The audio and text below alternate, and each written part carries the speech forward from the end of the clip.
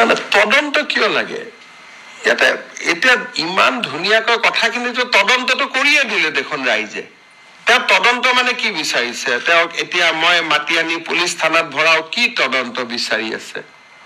তদন্তটো হৈয়ে গ'ল ৰাইজে কৈছে যে তেখেতে সেকেন্ড ডিভিজন পাইছিল এতিয়া এটা তদন্ত কেতিয়া হ'ব যেতিয়া কোনোবাই ক'ব সেকেন্ড ডিভিজন মই পোৱা নাই চৰকাৰে ভুল কৈছে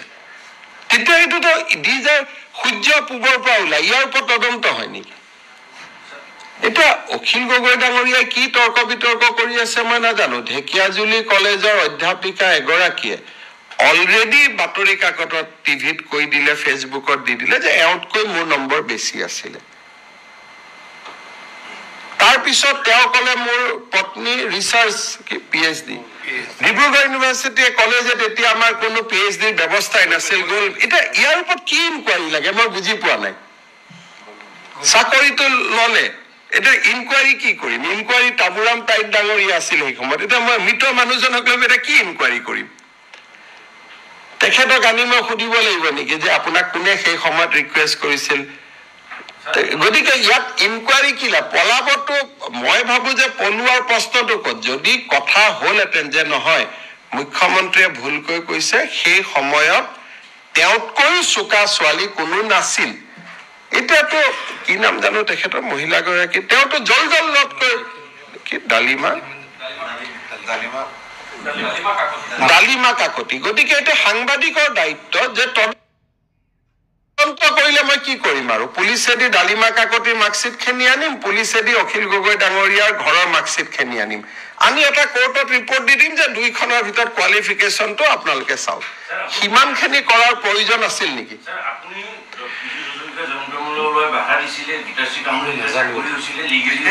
তেওঁলোকে নাজানে সেইটো সময়ত চাকৰি পোৱাৰ পিছত মই বিবৰুৱা কলেজৰ গোটেই ঘটনাটো তদন্ত কৰি মই অসন্তুষ্ট হৈ সেই সময়তে বিবৰুৱা কলেজৰ মেনেজিং কমিটিখন মই পৰিৱৰ্তন কৰি দিছিলোঁ যিহেতু মোৰ ওপৰত কমপ্লেইন আহিছিল যে চোকা ছোৱালী এজনী থাকোঁতে এখেতে চাকৰিটো কিয় পালে তাৰ পিছতে মই গভৰ্নিং বডিয়ে মাৰ্কছ দিয়া বস্তুটো মই উইথড্ৰ কৰি দিছিলোঁ এইবোৰ পাৰচেপশ্যন মই ইমান ইংৰাজী নাজানো ভাই মোৰ কথাটো চিম্পল কথা দুখন চাৰ্টিফিকেট আছিল এগৰাকী চোকা ছোৱালীয়ে চাকৰি নাপায় তাতকৈ তলৰ ছোৱালী এগৰাকীয়ে চাকৰি পালে মই বিবৰুৱা কলেজক সুধিলোঁ বোলে চাকৰিটো দিয়েই দিলোঁ ছাৰ তেতিয়াই মই অৰেল নম্বৰটো নোহোৱা কৰি দিলোঁ এইটো নহয় যে মই তেতিয়াও বহি আছিলোঁ তাৰ পিছতে মই প্ৰথমবাৰ অসমৰ কলেজবিলাকত অৰেল নম্বৰটো বন্ধ কৰি দিলোঁ কাৰণ এইখন মাৰ্কশ্বিট অৰেল নম্বৰৰ ওপৰত তেওঁ চাকৰি লৈছিল ইমানেই কথা আৰু এইটো কি ইনকুৱাৰী লাগে মই বুজি পোৱা নাই এইটোতো ইনকুৱাৰী গভৰ্ণমেণ্ট অফিচে টকা খালে ইনকুৱাৰী হয় এইটোতো ভাই এটা নৈতিকতাৰ প্ৰশ্ন মইতো অনুৰোধ কৰিম যে অখিল গগৈ ডাঙৰীয়াই ডালিমা কাকতিৰ ঘৰত গৈ তেওঁৰ মাৰ্কশ্বিটখন চাই ল'ব লাগে ইমানেই কথা সেইকাৰণে ইমান সৰু সৰু কথাবিলাকত ইয়াত আৰু কৈ থাকাৰ আৰু মইতো এইবিলাক ক'বও খোজা নাছিলোঁ তেওঁলোকে মানুহবিলাকৰ ঘৈণীয়েকবিলাকৰ পিছত লাগি ফুৰে কি স্বভাৱ এটা উলিয়াই ল'লে